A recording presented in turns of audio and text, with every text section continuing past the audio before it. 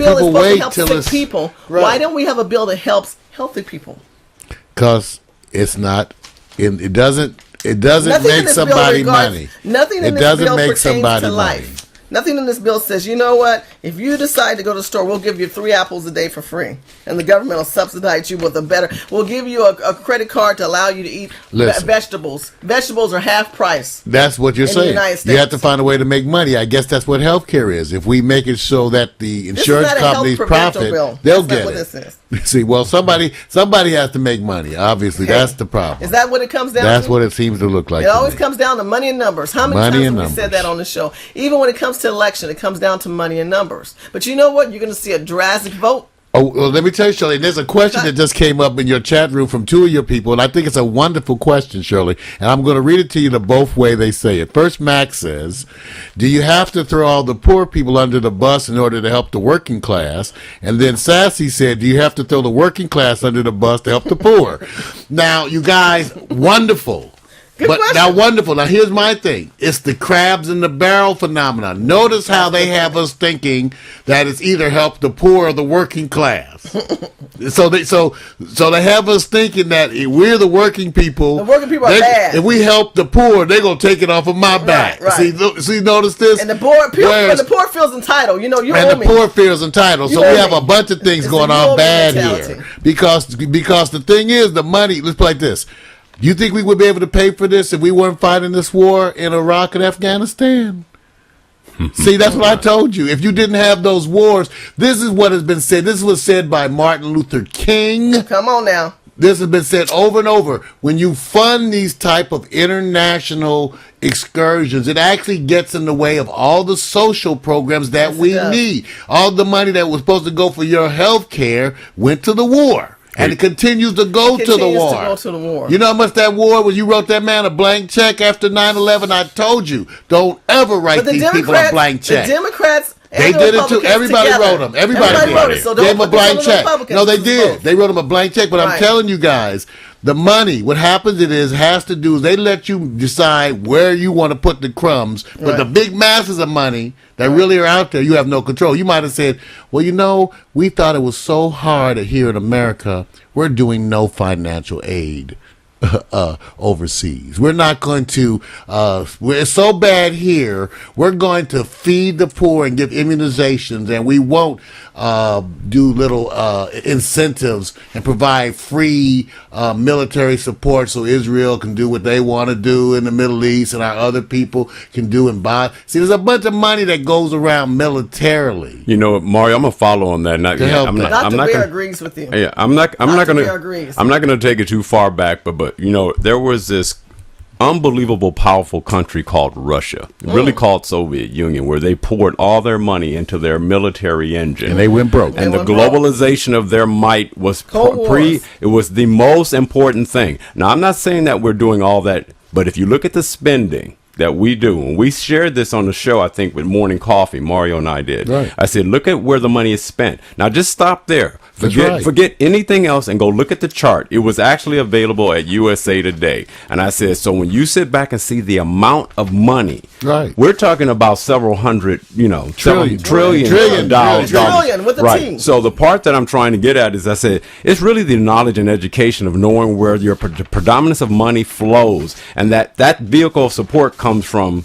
corporate governance with a nice political platform to stabilize it. And I would suggest you, Victor, that the rich in Russia is still the rich. This is a country that couldn't make a damn car. They can't make a car. No, they're going to feed their people red water outside the cold. And this is where the Republicans get mad at me. Ronald Reagan did this huge military build. Remember Star Wars initiative? And the minute they start spending all this money, we find out that the Soviet Union is crumbling. It came out. It was a surprise. Yes, it was. No one knew. That's correct. But we did all this spending, and then we come to find out, well, maybe the Soviet Union ain't that strong. They're falling apart. But we just did a massive military buildup to fight the evil empire that threatens us. Yep. And now we have another one. We have the war on terror, which is everywhere. It can go on forever because there is no person to fight. It can go on forever. Go on forever. Let's go. We can fight everybody. Mario, I want to go back to the chatters and and fight everybody. It's terror. We fight, and it's not. Who doesn't want to fight terror? No, who This is the best, PR. This is PR branding at its best. We're going to fight terror. I'm against torturing children. Raise your hand. Well, everybody. Jeez, this is the dog and pony show. Hey, and who's the dog and who's the pony? I think the American people are kind of a little bit of both. I want to go back to the family on the chat room. You talked about throwing a person on the bus. I always say, which one came first, the chicken or the egg? And y'all both on the bus. The middle class is right next to the poor folk. Right. In fact, y'all try to debate what that line is. Right. What line says poor and what? I'm middle class. I'm poor. Which one came first? The chicken or the egg? The egg gets crushed. We all broke. The egg gets crushed and the chicken gets ate. So, when we think about throwing somebody under the bus, on the truth of the matter, the scriptures say that there will always be the poor among you. And if you're not willing to work, you will not have. That's period. Right. And you cannot continue to think the government's going to take care of you. That's why the system of America, as much as we're criticizing the health care bill, this is still probably the best place you could ever want to live in the United States. Because the United States is the best place in the world. So if you think about our country, yes, we have leaders that are being very, very unsmart and unwise right now because they're being pressed by that wicked witch from the California named Nancy Pelosi. We got a bunch of Looney Tunes out here, Fruit Loops in the box. Nancy Pelosi, Diane Feinstein, and Boxer.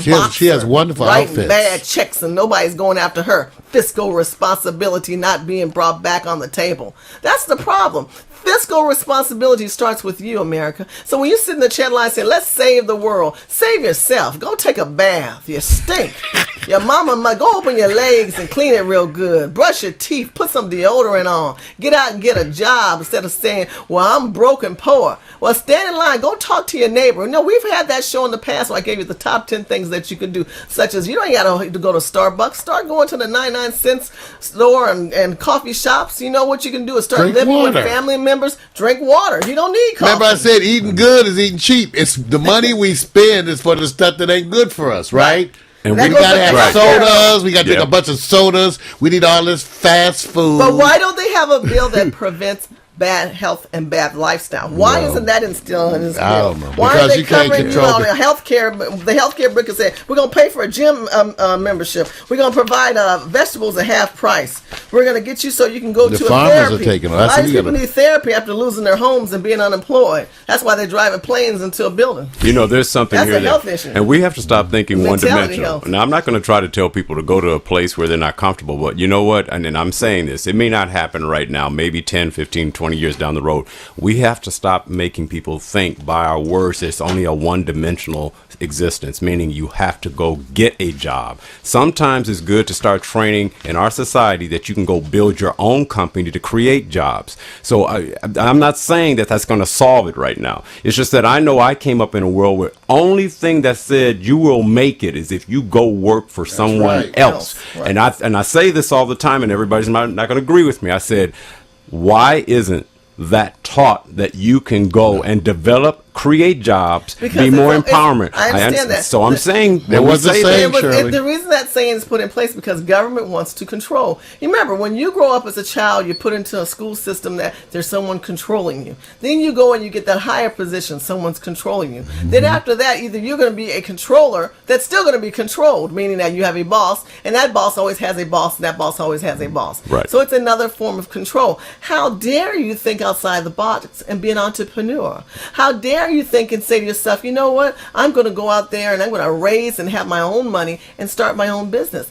The glorious part of that, though, in America, you're given choices. How you're programmed to think is what Vic is saying. They don't program you to think you to be an entrepreneur. That comes from your own research and from your family saying you need to get out there and cut from the government. Cut the umbilical cord. Well, as the saying goes, and Mac might have heard this one in the old days, it was like, Negro, make your own help. Shit, you need it. I wasn't saying, but they didn't say Negro. They said Negro to get to make your own. Because the government's like hard-hearted Hannah, the girl from